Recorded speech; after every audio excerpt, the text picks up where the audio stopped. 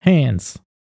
That's what this video is about. Hands. In the last video, we took a look at how to sculpt a base body, but we left out the hands and the feet. We blocked them out, but we didn't actually finish them. And so in this video, we're going to actually sculpt the hands and feet. I'm going to show you how to add fingers. I'm going to show you how to merge everything together and Dynamesh it so that it's one contiguous mesh and get us one step closer to finalizing our base body.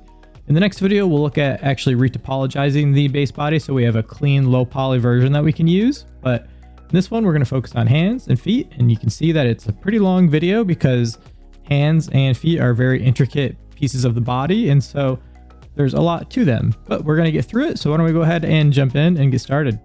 As I mentioned in the intro, we're going to use our base body from the previous video. If you're interested in sculpting your own base body and you want to follow along, I'll link that above so that you can start from scratch with this whole series. And even before that, we took a look at the face. So there's a lot of videos in the series that are working towards a complete base body, which is pretty cool. So you can see that I have rough hands sort of blocked out. They're just kind of like rubber blobby things. And I just did that when I was sculpting the base body. So there was some form there that helped me understand the proportions of the character, because sometimes when you don't have anything there, it's hard to tell if your arms are long enough and your proportions are good. So just kind of have a rough shape. And this is what we're going to use to build our hands. If I was building these from scratch, typically what I like to do is start with a cube for hands. I just think a cube is a good shape. You can kind of, change it into a rectangle, soften the edges a little bit, and you have kind of the basic mass of the hand. And then you can add your fingers and everything to it to flesh it out. But I'm just going to rough it out into the main shape of the hand. Not with the fingers or anything, so just kind of the main mass. And then we're going to add fingers to it. So just kind of roughly getting it. It doesn't have to be perfect. We just want something that we can begin building everything off and gives us a sense of proportions in relation to the different areas of the hand. And to make it easier to work with, I'm actually going to break the hand off from my body from now, so it's a separate piece of geo.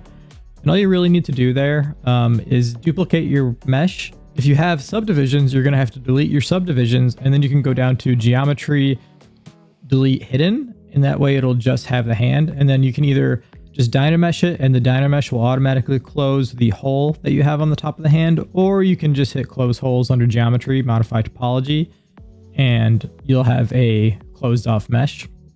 Now, for the fingers, I like to use Zspheres. You can use anything you want. You could use cubes, you could use a plane and extrude the plane out with thickness, but I like Zspheres. I feel like they really kind of lend themselves to the anatomy of fingers and the anatomy of the hand. So sometimes I've even seen people do full hands with just Zspheres, like the palm and everything. You can do it. It's kind of weird, but it's a fun exercise if you want to challenge yourself and try that sometime. But we're just going to go ahead and insert a Z-sphere into our layers. So just insert, choose a Z-sphere, and then we can go ahead and place the first Z-sphere where the base of our pointer finger is at the knuckle. So I'm just going to place that. And then if you've never used Z-spheres before, they're pretty easy to use. You can basically draw more Z-spheres on top of the one that you have selected. So if you're in draw mode and you click and drag on your Z-sphere, it'll add another one in the chain. And then you can use the move tool to pull that out. And then in draw mode, you can actually just tap anywhere between the two Z-spheres that you have placed, and that'll add a new one. So you can kind of first add one, create the length of the finger, and then add two more in your chain to create the other knuckles. And then you can just use the move tool to rotate to position those correctly so that you have the knuckles where they need to be. And this isn't like hard science, but the knuckles generally are like halfway and halfway. So it's like your first knuckle is like the middle of your finger, and then the second knuckle is halfway between the middle and the tip of the finger. Sometimes that varies a little bit, but that's kind of a general rule to start, and then you can kind of adjust based on what you feel you need.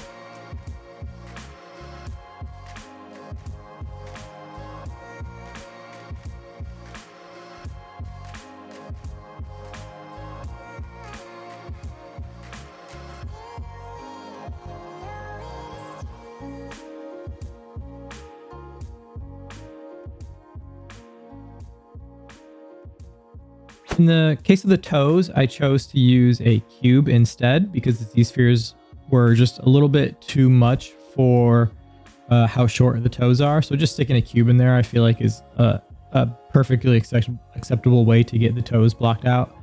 So just gonna have one and then duplicate that cube along the front of the foot to get all the different toes, and then just kind of roughly shape those so we have them, and then we'll be able to Dynamesh it together.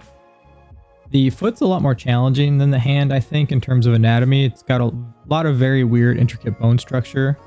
So make sure to find good reference and really kind of take your time figuring out where things should go and how everything should flow together. And you'll see that it takes me quite a while to kind of get the foot to look normal.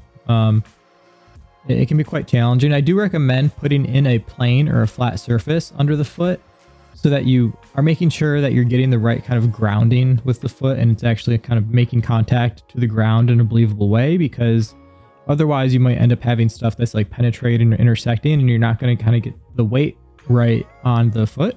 So keep that in mind. Back to the Z-spheres, I've gone ahead and basically just made all of my fingers, so my 4 fingers and then my thumb with Z-spheres, and I'm going to get those positioned as good as I can before I convert them to geo. And when you make one Z-sphere chain, you can actually just duplicate it and then drag it over. I think to drag the whole chain, you have to hold shift or alt, shift drag or alt drag to correctly to be able to move the whole chain and not just the single selected Z-spheres.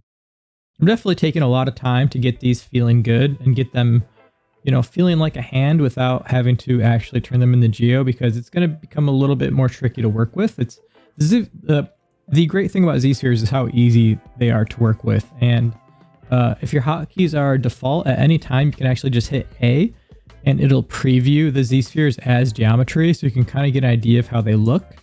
And then before we actually convert them to geo, we can adjust the settings to get the right amount of geometry that we want, so they're not too dense.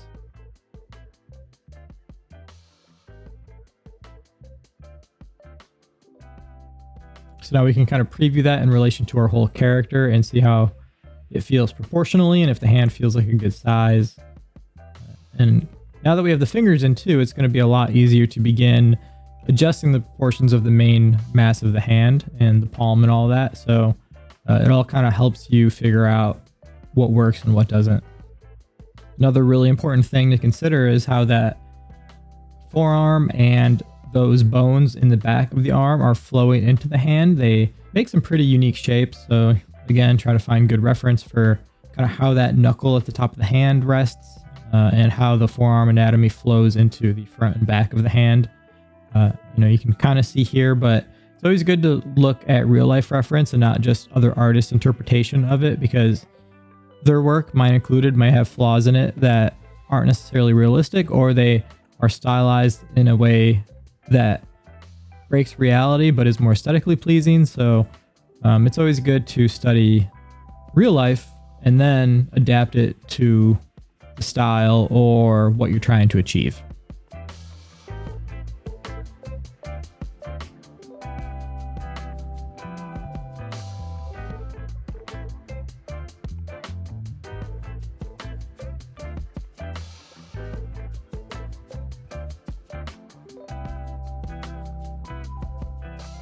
So at this stage, we can go ahead and convert our Z-sphere fingers to actual geometry. If you scroll down in the geometry panel, you'll see there's adaptive skin. So you have preview, which is what we were doing when we were hitting A. A is just the hotkey for preview. And then we can choose density and Dynamesh resolution. And so we're going to go ahead and keep these nice and light so they're easy to work with. So I'm going to take that density and set it to 1. And then you can hit preview to see what that's actually doing. But then once you're happy, go ahead and make adaptive, the bottom option in that panel, and it's going to make a new subtool with your new geometry. And so we're actually going to have to go ahead and insert that back into our main subtool. So you can see we have skin Z-sphere 1 there, and now I'm going to have to go to insert and just choose my finger. Now we have the Z-sphere version and the real version, and I'm going to go ahead and delete the Z-sphere version because we don't need that anymore. And now I'm going to repeat the process for all of the fingers.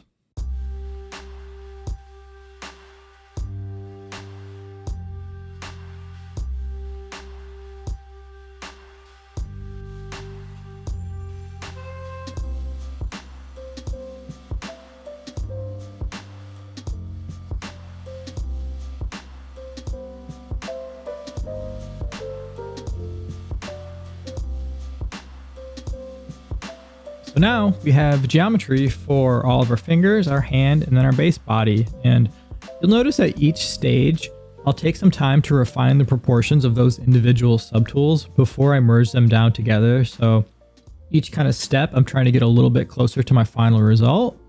And then obviously once everything's merged together, that's when we'll really dial it in. So now at this stage, what I'm going to do is actually merge down my fingers and the main mass of my hand all into one subtool. So I'm just making sure they're in the right place in the layers tab, and then just using merge down so that they're all one subtool. You can see that the fingers are now part of the main hand. And I'm just going to kind of tweak their position with the rotate tool to figure out where I want them to actually sit on the base body. At this stage, I have not Dynamesh them. They're still separate subtools, but we'll get to that briefly. And it's kind of up to you what kind of default pose you want your character to be in. You know, some people like T-pose, some people like what's called A-pose. And a lot of times in production, it'll depend on your rigger or animator, how they like the hands or how they like the placement of the hand. Sometimes people like them perfectly straight out and very rigid. I find it difficult to sculpt that way because it doesn't look natural. And so sometimes you'll see sculptors actually kind of sculpt like we're doing here, where the hand is more relaxed, and then actually go ahead and move the geometry into a more rigid position for rigging. Or sometimes riggers are okay with things being a little more relaxed. So it kind of depends on the pipeline that you're working with. But since it's just me and I'm not going to be giving this to anybody, I prefer to sculpt relaxed because I just feel like it's better to gauge reference and kind of understand how the hand works in a relaxed position. And now I'm going to go ahead and duplicate my hand and mirror it to the other side.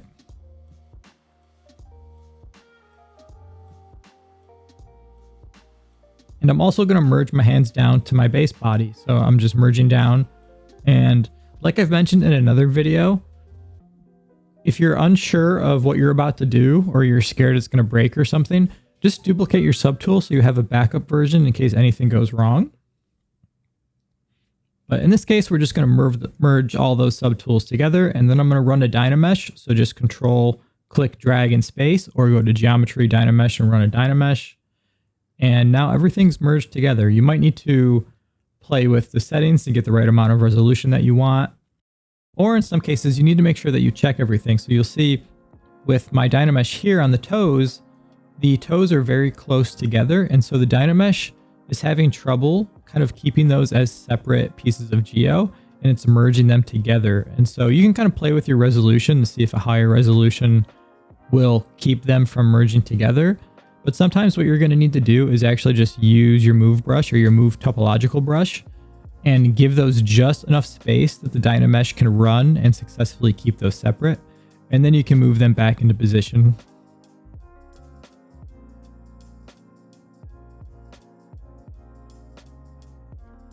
So you can just do a little bit at a time. Just try to get enough space. You can see we're almost there. There's just one set of toes that still has some issues. So just going to nudge those over, run the Dynamesh again. And now you can see we have clean geo. Now we can actually just move those back and begin sculpting on them. So depending on how you like to work, you could continue to just sculpt on the Dynamesh version and not worry about your topology. Since I know our topology is pretty much finalized at this point, I'm actually going to go ahead and run a Zremesh. And Zremesh has a really hard time on fingers and toes sometimes. So don't stress yourself over getting it too perfect. I try to get it just good enough. And then since I know I'm actually going to hand retopologize this down the road, well, any issues that we still have once we do our hand retopology, we can clean those up. So sometimes you'll see in between fingers and stuff, Zremesher just has a hard time. You can always try to like keep groups and play with some of the settings that we've learned in previous videos. You can even use polypaint too. So sometimes it's just a resolution issue. And in the Zremesher tab, we have use polypaint. And just briefly what this does is that when you paint red polypaint, it increases the density of the Zremesh. And if you paint blue, it'll leave less topology there. So areas like the face and the hands, you can paint a red hue, and then when the Zremesher runs, it'll concentrate more geometry in those areas. It's a really useful tool when you're trying to dial in Zremesher.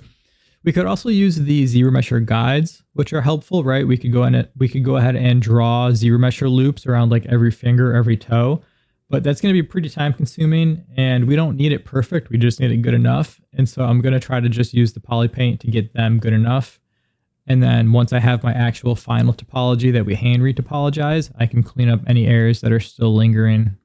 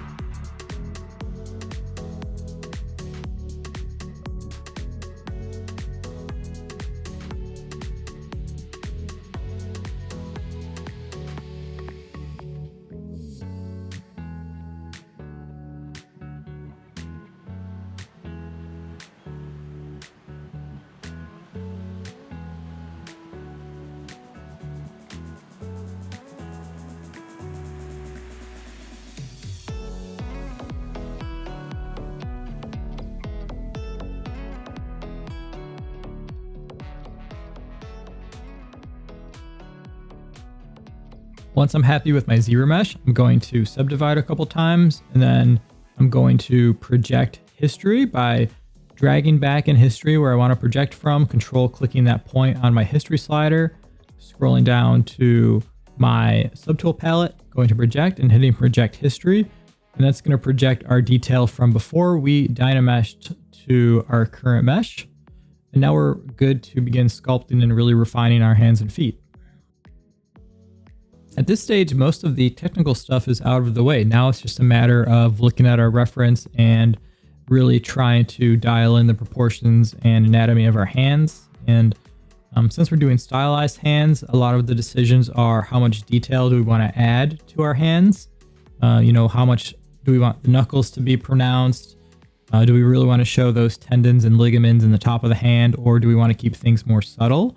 And so that's part of what I'm playing with, trying to dial that in, but most importantly, the overall shape and getting that down. Like right now, we can clearly see some glaring anatomy issues in these hands, like maybe the palm is too long, our thumb is a pretty odd shape. So getting that all together, and don't underestimate just how the arm is flowing into the hand and how much that impacts the overall feeling and shape of your hand too. So don't just work on your hand in isolation, make sure you're checking it against the forearm and the rest of the body to make sure that it feels good. I wish I could give you a lot of pointers on like hand anatomy and like tricks, but honestly, it's trying to just look at as many hands as possible, because I wouldn't say I have the strongest knowledge of hand anatomy. It's like passable. I definitely need to do more hand studies and focus more on hands. Keep in mind that the position and placement of the hand makes a huge difference on what's more pronounced and what's not pronounced, right? Obviously, if you have a fist, the knuckles are super pronounced, and just notice the way the ligaments and stuff move and accentuate based on which finger is being stretched or compressed. So there's a lot to think about and consider when you're sculpting hands. One mistake I make often, and I'm sure a lot of people do, is that main knuckle where the finger connects to the hand sits a lot further back into the hand than it appears. Like, your other knuckles kind of just sit right where the crease is. But if you look at your knuckle if you look at the main knuckle that, kind of defines the fist, it sits a lot further back than where the crease is on the finger. And so keep that in mind when you're trying to place it. The fingers are kind of longer than they appear visually because of the way the skin sits on them. So yeah, make sure your knuckles aren't too far forward. Otherwise, you're going to end up with fingers that look really short. And this illusion kind of makes it so that up top, the fingers look a lot longer than they do when looking at the hand from the palm side up, because of that knuckle being further back than where the crease is on the bottom of the hand. So there's something to think about.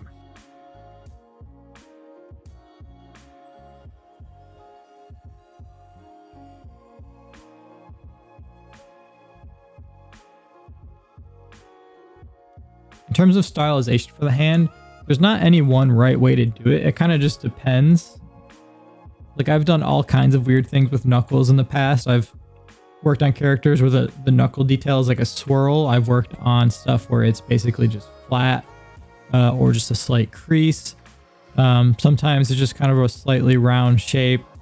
There's no right or wrong way, but you definitely want to have some detail there or some recognition that there is a knuckle there, because that's just going to help for deformation and just help visibly so they don't look like sausage fingers. You really want to make sure you have something there that defines the breaks in the hands, but how much detail you actually want to put in that is up to you.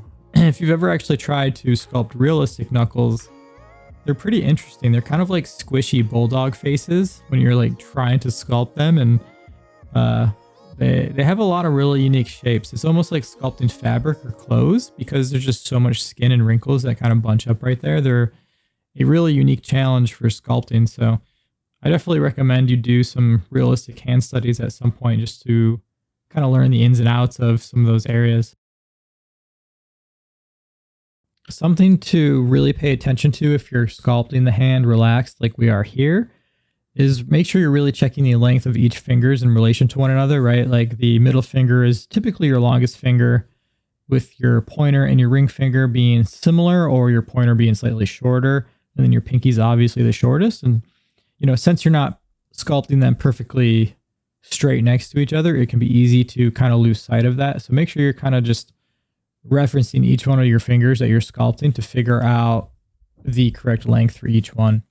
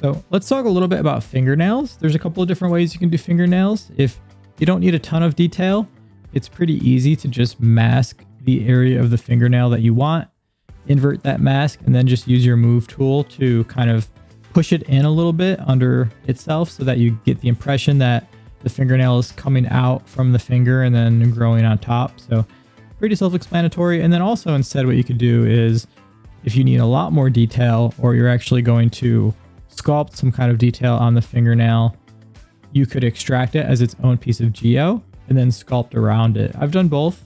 For this character, we don't need super fancy fingernails, like don't intend to get really close to her hands. So we're just going to keep it on one mesh. But yeah, if you need the extra resolution, or if you're sculpting realistic hands, I would recommend making those fingernails their own piece of geometry.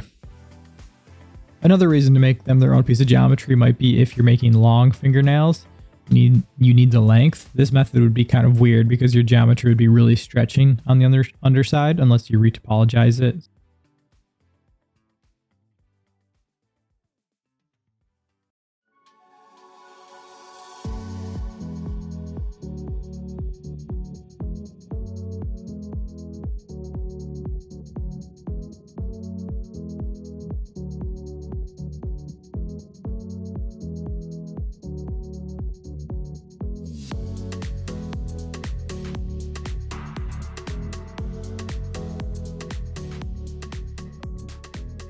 going back to what we were talking about, the main knuckle earlier, also pay attention to the rest of the knuckles on the finger and how that knuckle is sitting above where the crease is. I find myself very often having my knuckle drift one way or the other compared to where the crease on the bottom is. Make sure those are pretty much parallel to one another when you're looking at them from the side view, so that when you go to deform them, they deform correctly.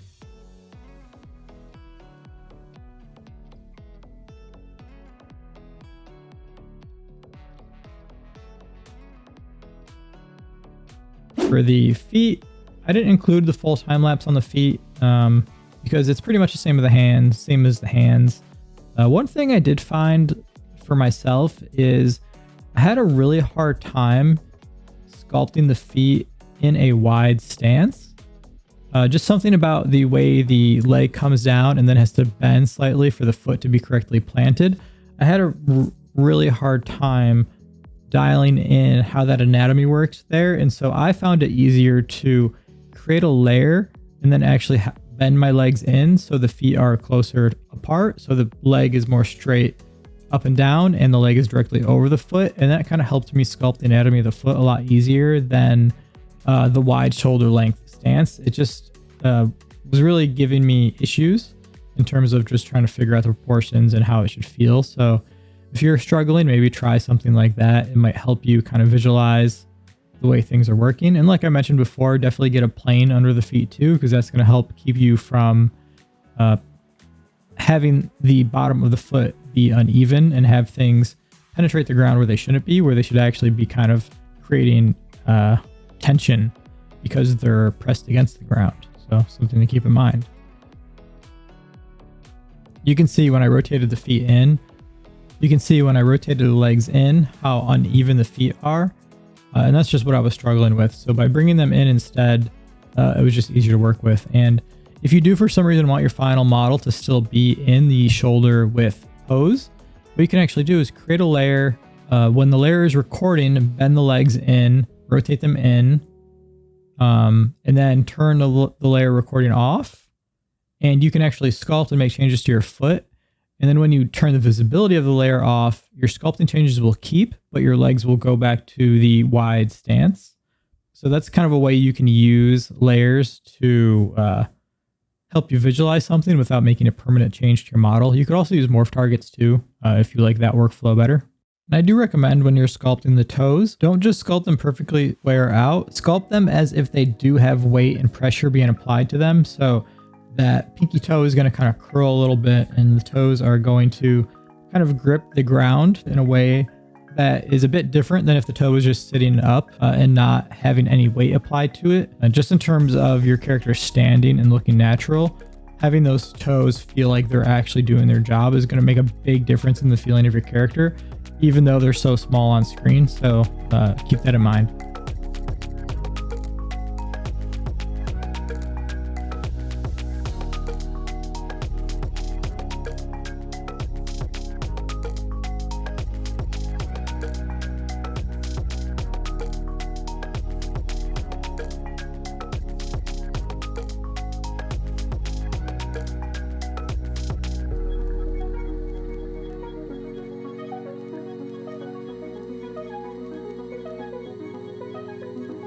So that's pretty much going to wrap this one up. We pretty much have a complete base body now with our hands and feet added to our body and sculpted to completion. In the next video, we're going to take a look at retopology. It's going to be kind of interesting because it's retopology for a sculpting mesh or a base mesh and not for games. We're not going to obsess over optimization or performance or anything like that. We're just making a very clean mesh that we can use to sculpt on in the future, and just helps us kind of keep subdivision levels and keep a clean base mesh, because that's the whole point of the base mesh, is to be a flexible asset that we can use for lots of different purposes. And so we don't want to just leave it super high poly and be done. We want to have it have complete subdivision levels so that whatever we need it for, we can use it and it's flexible. So yeah, if you like this kind of content, please consider subscribing. If you have comments or questions, go ahead and leave a comment in the comment section below and I'll try to get back to you. Thank you so much for watching. Don't stop creating, and I'll see you next time. Take care.